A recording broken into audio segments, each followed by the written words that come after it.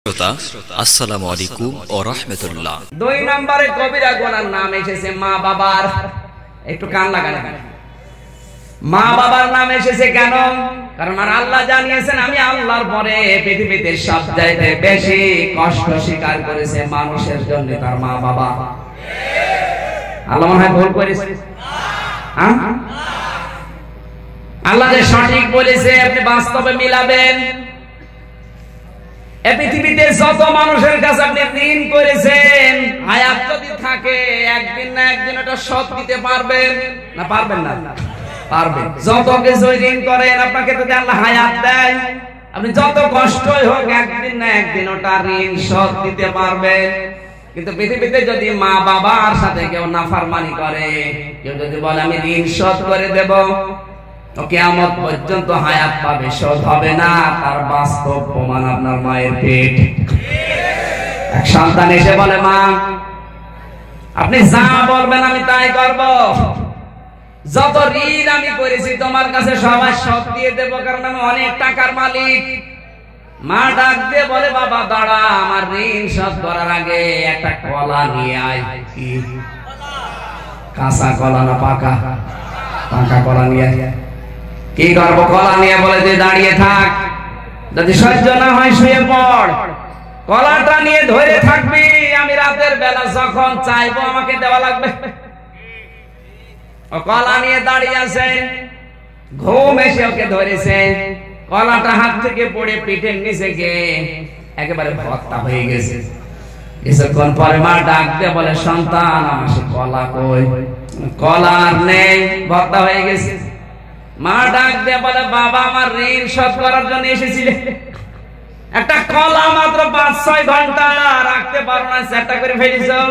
তোমাকে আমি পেটে নিয়ে 10 মাস 10 দিন তুমি যেন সেটটা না হয়ে যাও, এই জন্য কাজ হয়ে যাও সৈনিক, তুমি ঋণ শোধ করবা।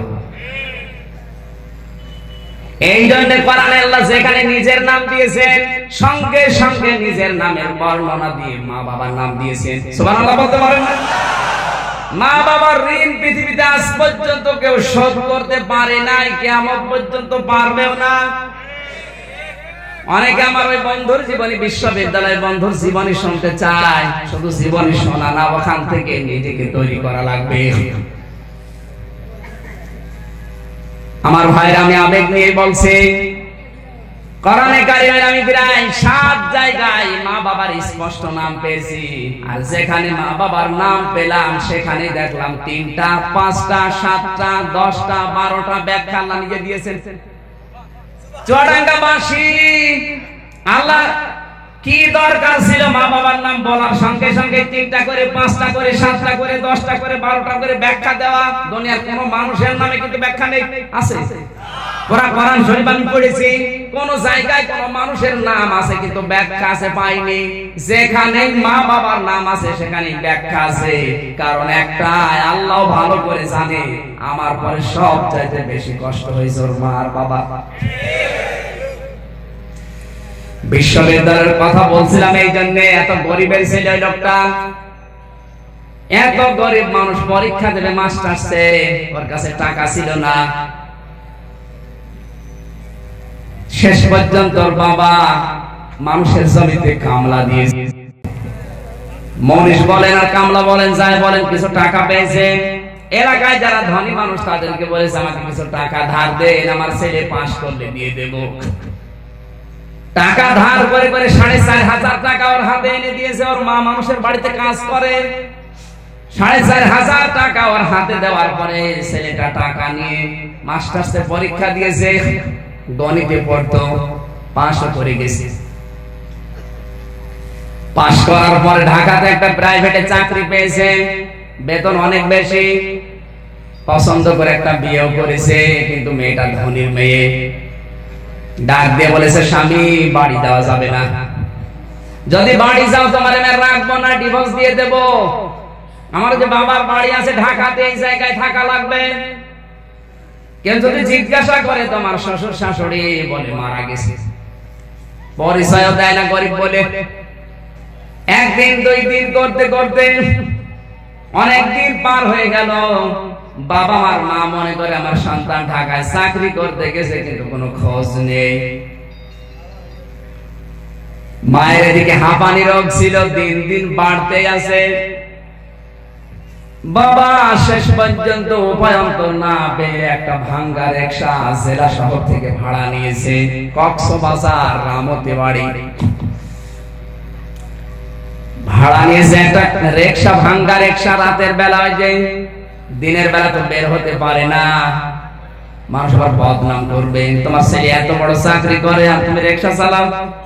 ছেলের সম্মানের দিকে তাকিয়ে রাতের বেলা শীত, এই যে ঢাকার নাইট কোচ গুলো আসে রাতে, নিজের মাথার উপর একটা চাদর ফেলে দিয়ে মাফলার দিয়ে পুরা মুখটা পেঁচিয়ে এরপরে মাথা নিচু করে যায়, কেউ যেন চিনতে না পারে।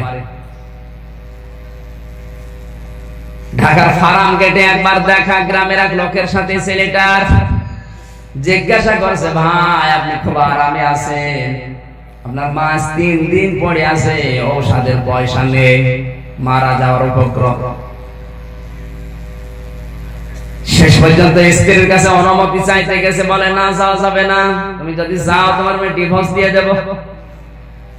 চিন্তা করছে, আমার মা বাবা যদি না বাঁচে তোর ডিভোর্সের গুলি মারি। রাগারাগি করে এসেছে চলে। রাত 2টার সময় নেমেছে কক্সবাজার। নামার পরে দেখে গাড়ি টিম টিম করে আলো জ্বলছে। চিন্তা করছে কি করি, সবাই তো বিভিন্ন রিকশা নিয়ে চলে গেল, কিন্তু রিকশা তো আর যায় না। ডাক দিয়ে বলে, খালি এদিকে আয়। গলার আওয়াজ শোনার পরে বুঝতে পেরেছে এটা আমার জন্ম দেওয়া সন্তান। পাশে গেছে, যাওয়ার পরে মুখের দিকে তাকিয়েই দেখেছে আমার সেই সন্তান ওবাইদুল। চিন্তা করছে পরিচয় দিলে তো আবার সবার মাঝে অপমান হবে। মাথা নিচু করে গলা মোটা করে বলে, স্যার যাবেন কোথায়?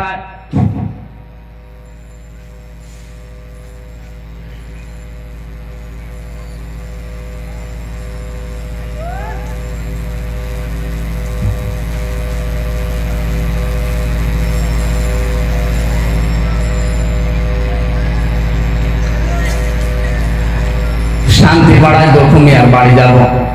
কি হয় দখুমিয়া আপনার? যা হয় হয়, আপনি যাবেন কিনা?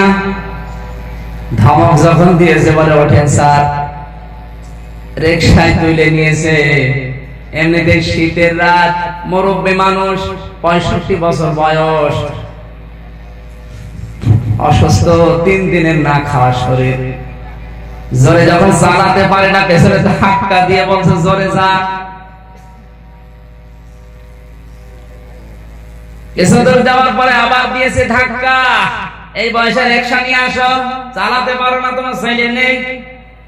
মনে মনে বলে ছেলে তো আছে, কিন্তু পিঠের উপরে।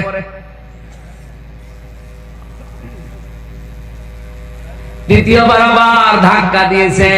মুরব্বী মানুষ নিজেকে কন্ট্রোল করতে না পেরে রিকশা থেকে পড়ে রোডের উপরে 2টা দাঁত ভেঙে গেছে।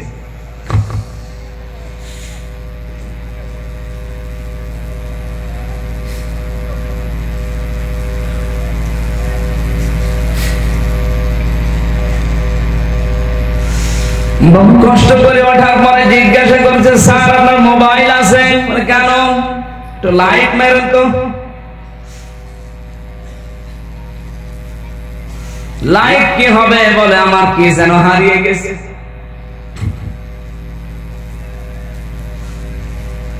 মাথা থেকে চাদরটা ফেলে দিয়ে মুখ থেকে মামলা মাফলার খুলে সামনে দাঁড়িয়ে বলছে, স্যার দেখেন তো আপনি চিনতে পারেন কিনা।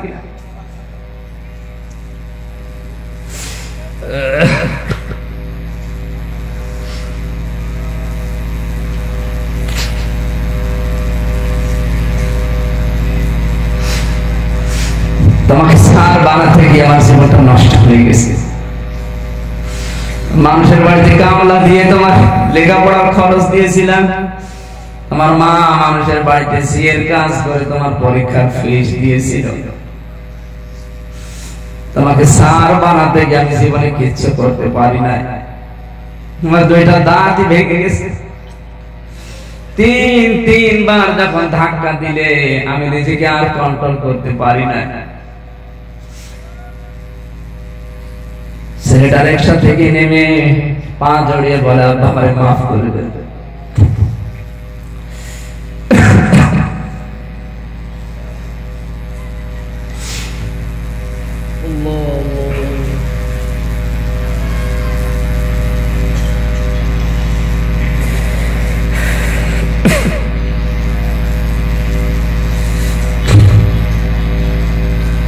তোমার মা 3 দিন পড়ে আছে ঔষধের পয়সা নেই।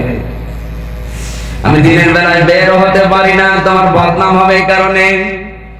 রাতের বেলা শীতের রাতে মুখ বেঁধে মাফলার গামছা দিয়ে বেঁধেছি, চাদর মাথার উপরে ফেলে পরে বের হই। যতটুকু ইনকাম হয় মালিককে দেওয়া লাগে অর্ধেক, আর নিজের অর্ধেক দিয়ে সংসার চলে। 3 দিন আমি ঔষধ কিনতে পারি না, এই জন্য কথাবার্তা বন্ধ হয়ে গেছে। বাবা তোমার কাছে আমি শেষ অনুরোধ করে, তোমার রিকশা আরেকবার ওঠো। আমার জীবনের শেষ ইচ্ছা, আমি বাঁচবো কিনা জানি না, তোমাকে বহন করে আমি বাড়ি পর্যন্ত নিতে চাই। বাড়ি যাবার পরে দেখে 10 মিনিট আগে ওর মা মারা গেছে।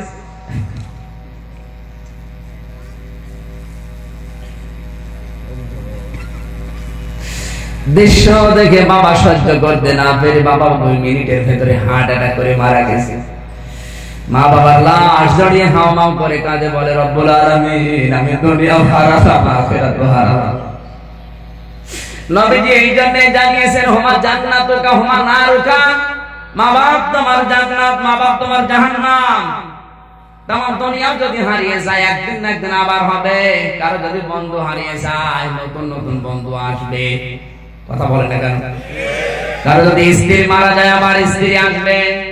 একবার যদি মা বাপ হারিয়ে যায় তামাম দুনিয়া খুঁজলে ঠিক ওই রকম জিনিস আর পাওয়া যাবে না।